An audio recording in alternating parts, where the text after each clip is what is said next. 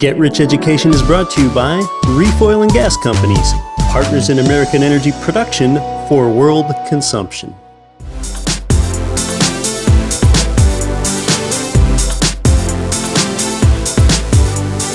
Welcome to Get Rich Education with Keith Weinhold, giving you information and ideas on the investment that has turned more ordinary people into millionaires and billionaires than anything else, and can provide you with more wealth and happiness than you ever thought possible.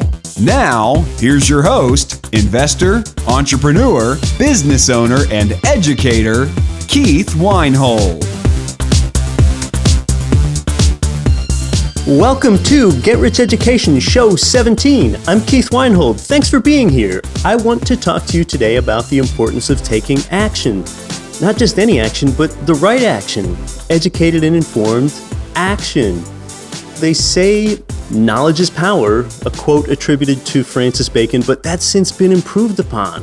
Oftentimes it's knowledge plus action equals power. Well, that's definitely true in investing. Your mind is your greatest asset. Go ahead and consider this. You own your mind free and clear. There is no debt obligation on your mind. There's no mortgage against your greatest asset. You own your mind free and clear. Your genus and species is Homo sapiens. That means wise man. You are the only creation that has the ability to think, reason, create, and then choose your own destiny. The fact that you possess intelligence and a free will makes you unique in the animal kingdom. You have the ability to be fruitful and multiply. That's abundant. Do you know how fortunate you are? Everything that you need is already there for cultivating an abundance mentality. You already have the infrastructure right there inside your head to develop an abundance mentality and have more in life. You need to master a new way to think before you can master a new way to be. You've probably heard sayings in life like, you get what you deserve or you get what you earn. Consider, too, that you get what you settle for.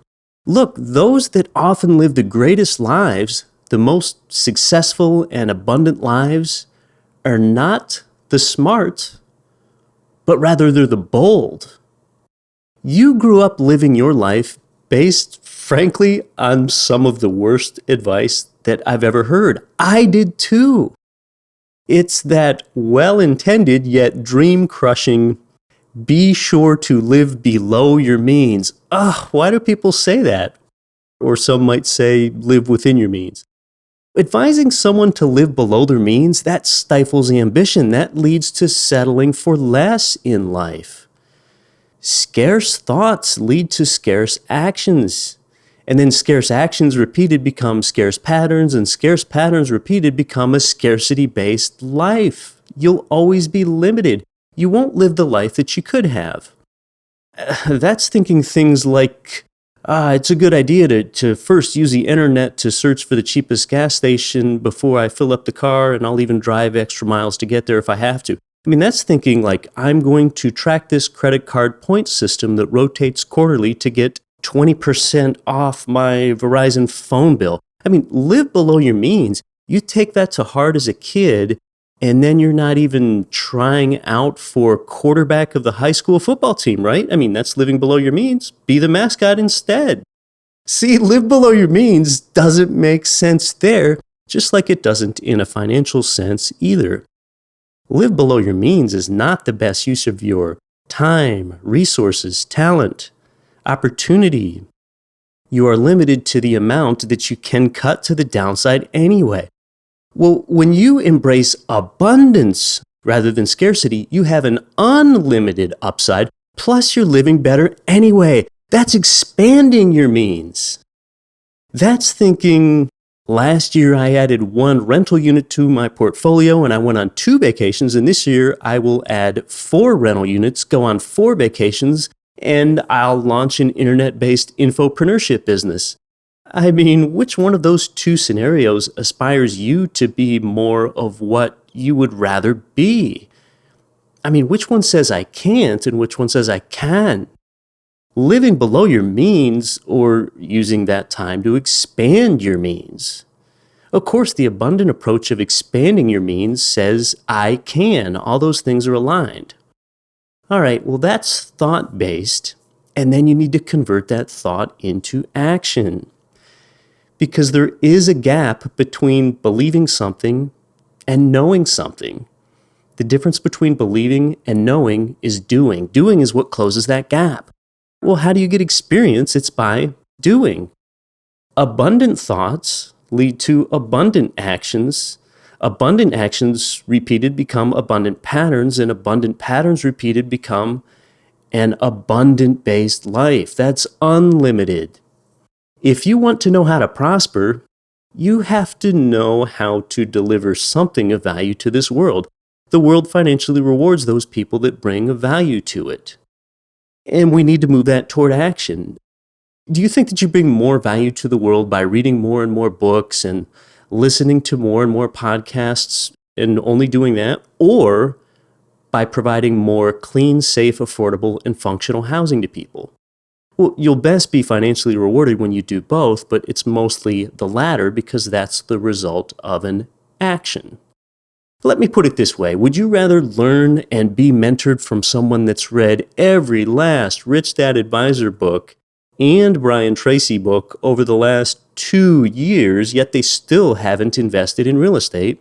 Or would you rather learn from someone that has reasonably educated themselves with some of those resources and has accumulated 3 fourplex buildings over those same 2 years? Which one of those two people do you think that you could learn more from? Well, you know it's that second person that has balanced both. They got educated and they had the experience of doing. See, that's the value of experience, transforming belief and knowledge into action. I don't think that means that one should take massive action as soon as they hear about some good investment either. I mean, take some time, study, learn. That's called due diligence in real estate investing, especially when it's applied to studying one particular property. That's due diligence. Your life and your investor life are intertwined. I mean, this whole thing is a marathon, not a sprint. You're going to live a long time, and I expect that you're going to invest well for a long time too. Looking at a long-term horizon, which is a smart way to approach most anything, here's how it's going to look if you take 3 months to get educated on real estate investing. Check this out. 3 months to get educated on real estate investing. That's what you do now. Fast forward 5 years to the year 2020, and then you're either going to say, 5 years ago, I got some real estate education, and buying some real estate has changed my life and expanded my opportunities. Or then there's the other scenario, if you didn't study for 3 months, and then in 2020, you're going to say, 5 years and 3 months ago, I bought some real estate without being educated, and it was a horrible experience. I sold at a loss. So do you now see how insignificant that 3 months is going to feel over the longer term? So you do need to learn, but sooner or later, you have to act. One good thing about real estate investing is that it's slow moving. You can still get into the wrong investment for sure. But from the time you write an offer until the time that you close a deal, it can take a month or two. I mean, there's a number of actions that you have to take along the way, and therefore you have time to think and reason and decide over and over again. And this is what I'm talking about. As soon as you establish your deal criteria, then initiate some action to figure out your financing, shop around to buy a property, decide to initiate more action by writing that offer and attaching that earnest money check to it. That earnest money check is a deposit that shows that you're serious about the property, usually for 1% or more of the offer price. Then you get the offer accepted. Then you have the action of initiating the property inspection with a qualified inspector. Then you have an appraisal that meets or exceeds your contract purchase amount. Then you or your manager stabilize the tenant base. There's a lot of actions there. Now, there's 3 early specific actions I suggest that one takes to help do this. Number 1, attend your local RIA. I'll tell you what that is in a minute. Number 2, get pre-approved to buy an income property, or use your existing equity in a 1031 exchange or a cash out refi. And the third one is to actually physically go visit some properties. So number one, attending your local REIA. REIA, R-E-I-A, it stands for Real Estate Investors Association. Most cities have at least one. My city of Anchorage has a few. REIA meetings typically have a main presentation for the evening. Often it's about a local real estate topic. Outside of that, you can network before and after the meeting, and often there's breaks during the meeting where you can network too. I've said before that real estate is a people and numbers game. That's where the people are. You get ideas, advice, education, networking. You can meet a new friend that has the same interests. You can learn about a particular deal. Problems and questions that seem all new to you are things that more experienced people at a REIA have already dealt with. The fact that you're meeting people in person is so valuable. It gives that person a know, like, and trust factor in you that you couldn't get on the internet. I mean, if you had just watched the webinar on the internet, you wouldn't even meet the other attendee. Consider, too, that investing is largely an individual sport. I mean, did you ever consider this? Most investors work largely by themselves because when you're an individual investor, you're not working at one company. You can't talk in the lunch break room or around the water cooler. Well, REIAs give you the outlet to finally do that. What's working for you? What isn't? I mean, by attending my local REIA in the early days of starting out, I found out about a $10,000 incentive to upgrade to a more efficient heating system in a fourplex, for example. Sooner than later, I'd find out if you live in a market that can produce positive cash flow, and if it does, then start asking about crucial property manager recommendations at your REIA. The second concrete action is get pre-approved to buy an income property. Not pre-qualified, but pre-approved. Whether that's a property in your home market or a turnkey real estate investment in another market. Pre-qualification and pre-approval are different. Pre-approval is better. Mortgage loan pre-qualification is more of a discussion between you and your loan officer about your credit, assets, and income. Pre-approval is a running of your actual numbers, credit, assets, and income. So pre-approval is more substantial. From the time you submit your documents to your mortgage loan officer, it might take 24 hours for you to get your pre-approval letter back.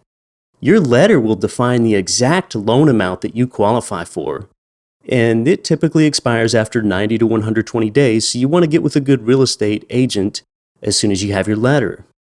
Consider this. An agent is going to be more motivated to work with you when you have your pre-approval letter. They'll know that you're serious. You're not wasting your time. And also that agent will know not to show you properties priced well above the loan amount that your pre-approval letter dictates. And it's making a good use of your time too. That way you know what you qualify for and you know what you can target. So that's a pre-approval, okay? Which is better than a mere pre-qualification. Sitting down with your mortgage loan officer can be so valuable. There's just so many different loan programs out there, and they're almost always changing. It's so valuable to keep up with this. I mean, every time I sit down with one of my mortgage loan officers, I have different ones for 1 to 4 unit properties and ones for multifamily 5+ unit properties. Every time I sit down with one, I come away thinking, wow, I just learned something that I didn't know, and that something is valuable. And if it's not valuable to me, I can tell an investor friend about it and improve their life. I just had a young couple come over this weekend so that I could discuss their situation. And being nerdy numbers guy me, I broke a few things down on my whiteboard for them. Sheesh, I'm helpless. They showed me their mortgage rate sheets for the first single family home that they will live in. Now, one of them was a 3% down NeighborWorks program. I had never heard of NeighborWorks. Basically, with an 80% first loan, a 17% second mortgage, and just a 3% down payment from this couple, that's all they need to put down, and they don't have to pay any monthly private mortgage insurance either. So kind of here's what I mean about you don't know what you don't know. In my home state, there are programs where for an owner-occupied duplex, you only need to put 10% down for a fixed rate 30-year loan or 5% down with a LIBOR-based ARM, adjustable rate mortgage. I mean, there's just all kinds of programs, including ones that might only be available in your particular state. Some programs even allow for you to be given a gift from someone else for your down payment. Some programs may or may not require a few months of liquid reserves shown in your account. Some might allow for a credit score as low as 620 like FHA does. Some might be just right for you, but not quite right for you because you have to sell your car to get rid of the monthly payment and fit into the lender's debt to income ratio box, but maybe it's worth it. The thing that's worth it is sitting down with the lender to find out what your options are. That concrete action of talking to your mortgage lender can be a great springboard toward making the right actions thereafter. If you're more advanced, talk to your mortgage lender about using your existing income property equity for cash out refinances so that you can hold on to those existing properties and buy more, or to do a 1031 tax-deferred exchange where you relinquish some of your existing properties and go ahead and leverage that into bigger properties. The first time I did a 1031 exchange, I increased my cash flow, my leverage ratio, my tenant paid loan amortization, all those things at the same time. Consider this, a mortgage lender has a motivation for you to want to do a 1031 exchange or a cash out refi because they get paid when new loans are originated. So just let them show you the sunny side to doing a 1031 or a cash out refi, and then you can try to prove them wrong. And don't fall in love with the rental properties you already own. These properties just secure income streams. Don't fall in love with the property. With sufficient equity, consider using them as a fulcrum to leverage off of into bigger properties. You probably need at least 30 to 40% equity in your properties to go ahead and take advantage of either of those two things. Take action. You don't know what you don't know. The third and final concrete action here is visit properties. When people think of real estate investing, this is often what they think of doing first. It's visiting the property. Well, it's really one of the last things you do. Once you've found a property that meets your deal standard on paper and meets it on paper first, whether that's a monthly cash flow dollar amount or an ROI percentage, only then will you want to visit the properties to see if it appears to secure that income stream. You'll likely do that in person first, and especially if you buy in your local market, or you'll do it virtually if you're doing it with an out-of-market provider, or you might go out of market to visit properties like I do sometimes. On those walkthroughs, pay attention to major maintenance items like roofs, windows, and HVAC systems that may need to be replaced soon because that stuff isn't going to show up on your monthly cash flow projection sheet. But it can be a significant expense when those major maintenance items need to be replaced. Those big replacement items are called capital expenditures in the business, or you might see some write out CapEx, CAPEX. If you're not sure if they need to be replaced, hiring a property inspector, which is usually something that you would do on the second walkthrough if you're interested, that's something you're going to do before you buy anyway, and that's just a great expert opinion. I strongly recommend that. Hey, we're going to come right back, and I'm going to tell you the 3 things that I would do differently if I could start all over again in real estate investing right here on Get Rich Education.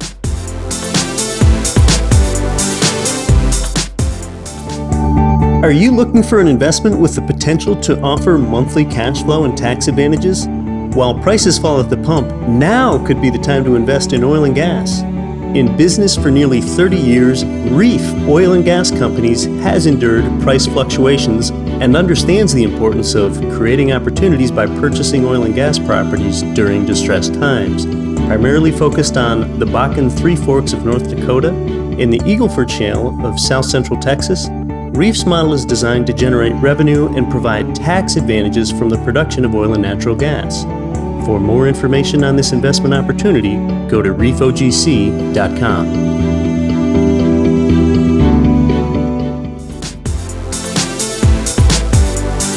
Hi, this is Tom Hopkins, and I can't tell you how smart you are to me with Get Rich Education and make these ideas you. Welcome back. When I got into the reef, oil, and gas investments 3 years ago, one needed to be an accredited investor. More recently, I've learned that one no longer needs to have accredited status, so it's open to more investors now. Accredited basically means $1 million net worth, not including home equity, and $200,000 per year of income. I definitely noticed the tax benefits of investing in reef too. The government often gives great tax breaks to those that provide society with energy like oil or food or, my favorite, housing. Check with your advisor. That's part of what we do here at Get Rich Education. We bring you investments and ideas that are often only available to the wealthy. Hey, well, we're talking about the importance of taking informed action today, because a lot of times we know what to do. It's doing what we know is where we fail. Often you find that when you act, you learn that what held you back is just the belief that something had held you back. You can do this. Just speaking to those U.S. listeners for a moment here, dude, foreigners come here and crush it. And you think you can't? Of course you can. We don't lack resources. We just lack resourcefulness. This is fundamental. No one gets rich by using their own money. So you need to utilize other people's money. Well, with income real estate, you utilize other people's money 3 ways at the same time. The banks for the leveraged appreciation, the tenants for the income and the loan paydown, and the government for generous tax benefits. So we know that investment real estate is a great way. You know something, when I started out in real estate investing, I like to ask people, often at a RIA meeting, I ask people with experience what they would have done differently if they could start over. It's one of my favorite questions to ask. And their answer, they said they would have bought more and they would have bought sooner. Simple. Each of those are action-oriented answers. I suggest you ask other experienced investors that same question. If you have those people in your network and ask some of them that same question, you'll no longer keep telling yourself, I need to see it to believe it. I need to see it to believe it. Pretty soon, you'll say, I believe to see it. I've been doing this long enough now to have my own answer when someone asks me, what would you do differently if you could do it all over again? And my answer is, I would buy more and I would buy sooner, the same 2 answers everyone else seemed to give me. And the third thing is, I would have hired out property management sooner. I bought that first fourplex in 2002. I could have bought sooner. Then when I bought, I just sat on it for a few years until I pulled the equity out and bought more property. Well, back in the mid-2000s, things were different. Lending rules were really lax. The pendulum was kind of completely on the other side from where it is now. Shoot, I could have had 3 fourplexes in those 3 years rather than just 1.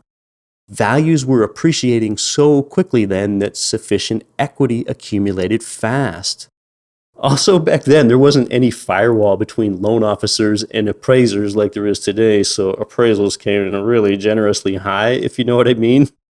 Plus, you could get 90% LTV loans, loan-to-value loans, on duplexes, triplexes, and fourplexes then. Basically, that means you only needed to keep 10% equity in them. I could have been playing with multiplication rather than addition. Wishing I would have hired property management out sooner revolved around what I was hearing from most people back then, mostly scarcity-minded people, telling me that, if I hire a manager, then you have to pay for them, and you just need to manage the manager rather than managing tenants. Well, that's true, but it's easier to manage one manager than 20 tenant families, and my return on time invested increases substantially because I've got someone else doing that day-to-day, belly-to-belly stuff for me.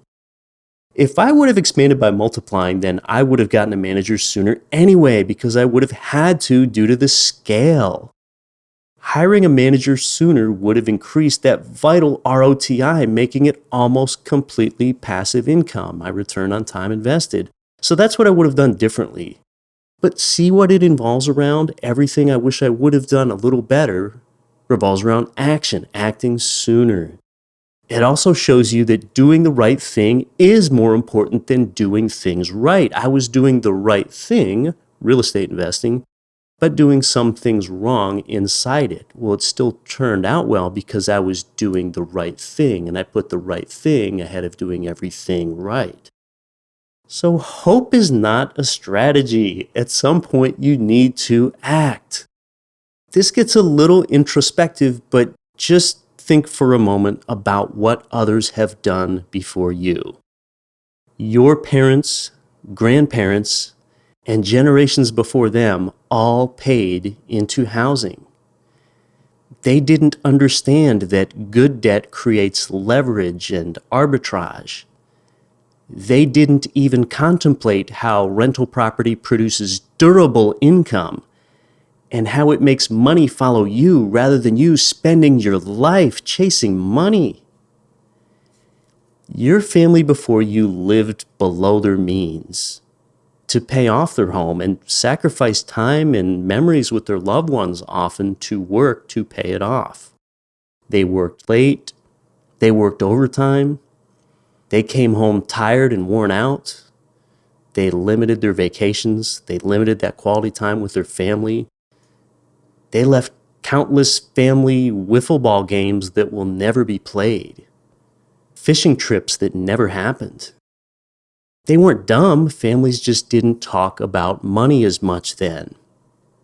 They paid the opportunity cost of settling for less because they weren't educated in the right things to act in a way that has real impact on their and their loved ones' lives. You won't pay that opportunity cost because you're listening to this. Opportunity cost is opportunity lost. At the end of your life, when you look back, what are you going to be glad that you did?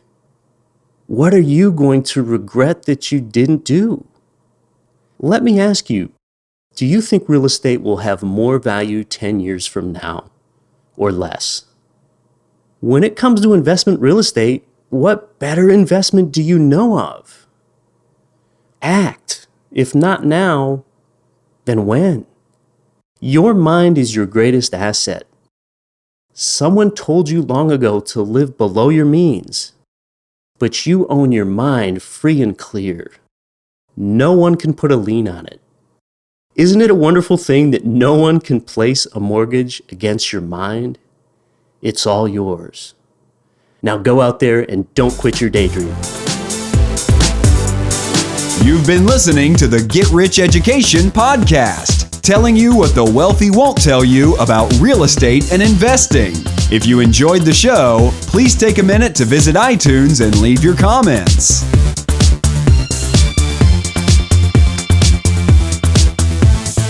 Nothing on this show should be considered specific, personal, or professional advice. Please consult an appropriate tax, legal, real estate, financial, or business professional for individualized advice. Opinions of guests are their own. Information is not guaranteed. All investment strategies have the potential for profit or loss. The host is operating on behalf of Get Rich Education, LLC exclusively.